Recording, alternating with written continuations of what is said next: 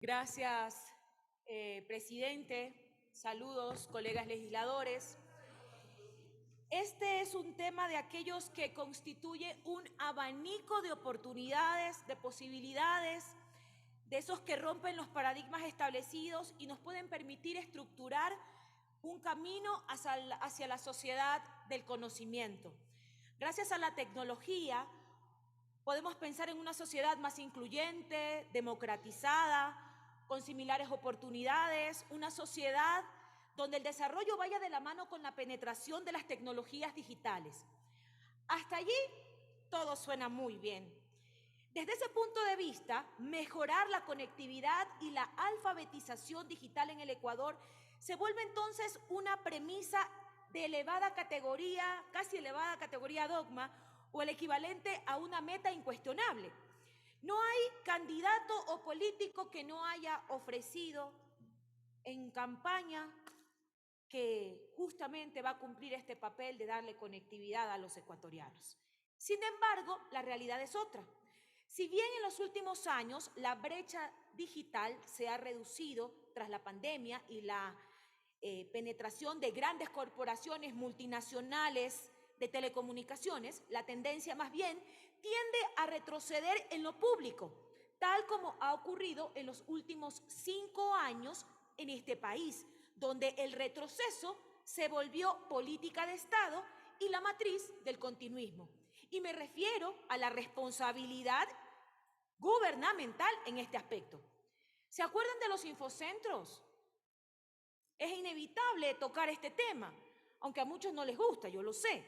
¿Se acuerdan que los habían en todo el país y que dotaban de internet a los barrios, a las parroquias, a los sectores más recónditos del país y por más alejado que nos encontráramos?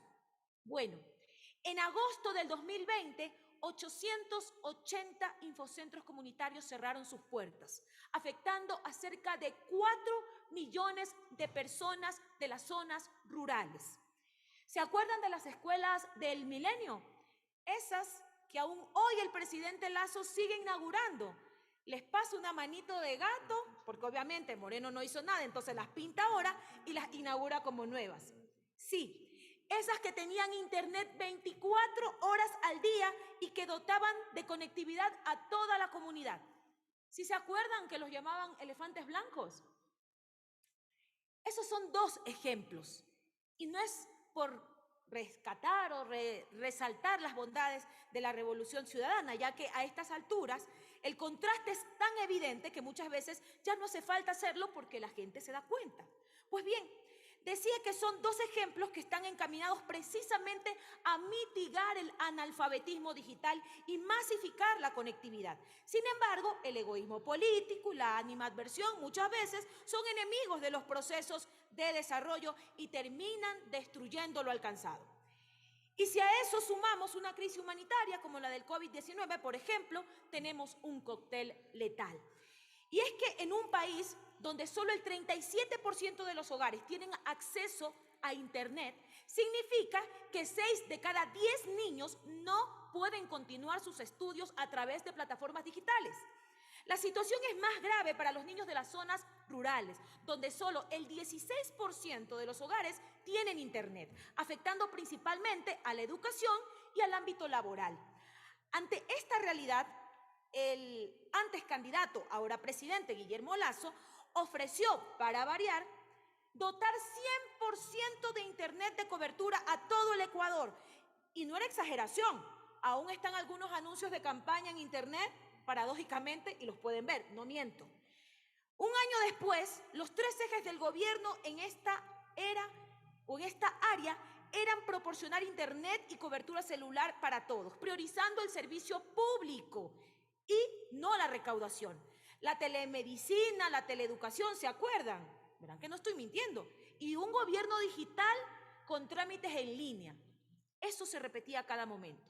Para enfrentar el problema, el señor Lasso dijo que iban a invertir 11 millones para conectividad y que instalarían 2.000 infocentros entre nuevos y repotenciados. Sería bueno, no sé si algún colega ha hecho solicitudes de información al Ministerio de Telecomunicaciones para saber, pues sí, en esto se avanzó algo.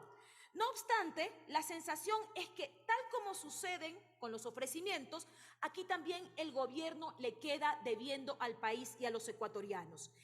En ese contexto, donde se mueve el Ecuador en estos momentos, y aunque conceptualmente el tema resulte apasionante, y aunque conceptualmente el tema resulte también ilustrativo, y es imperativo hablar de esta ley, pues cualquier proyecto iría a parar, si va a parar a las manos del presidente, pues el que ha ofrecido el oro y el moro, pues sencillamente no va a cumplir.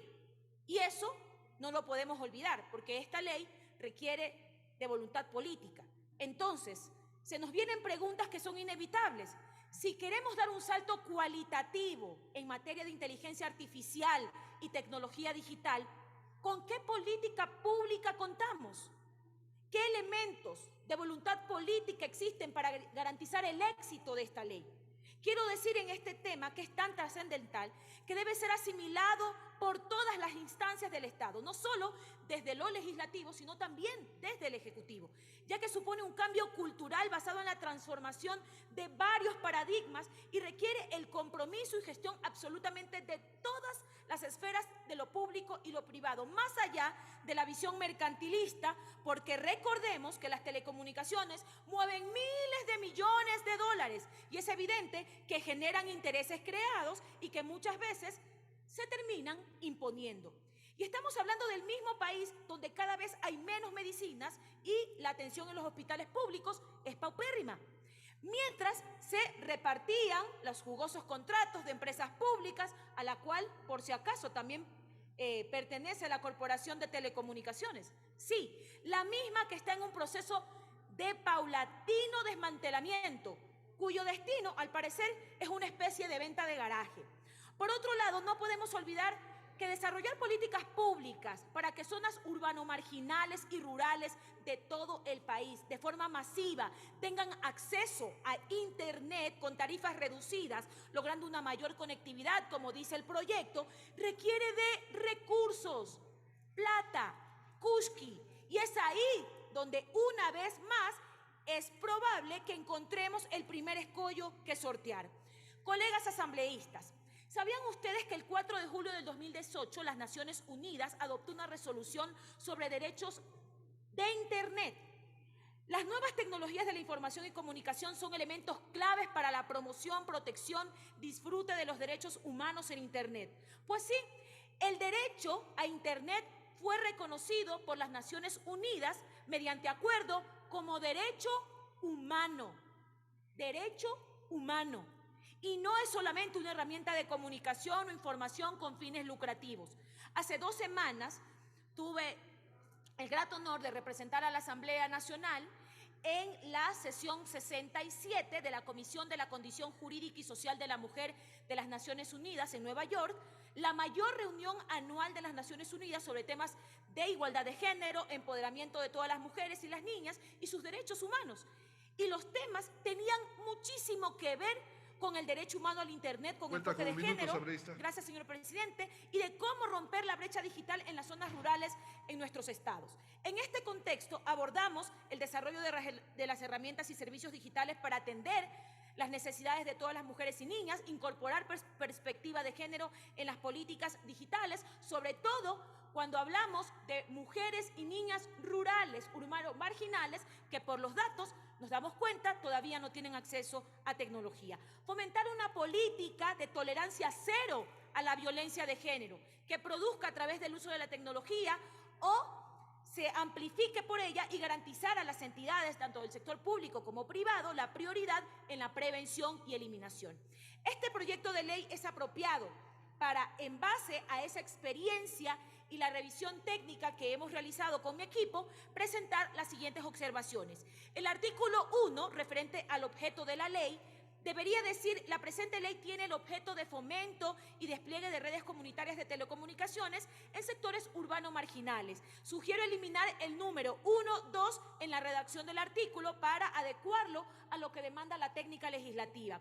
Considero que es necesario diferir que se entiende con efectos de esta ley como analfabetismo digital, por lo que propongo, después del artículo 3, redactar la siguiente definición. Artículo 4, analfabetismo digital. Para efectos de esta ley, se considera analfabetos digitales a las personas que no han tenido la oportunidad de interactuar, entender y utilizar de manera provechosa los elementos tecnológicos o dispositivos tecnológicos que acompañan la evolución de la humanidad y que faciliten el acceso a la educación. Sobre la sección, Gracias. señor presidente, con esto concluyo.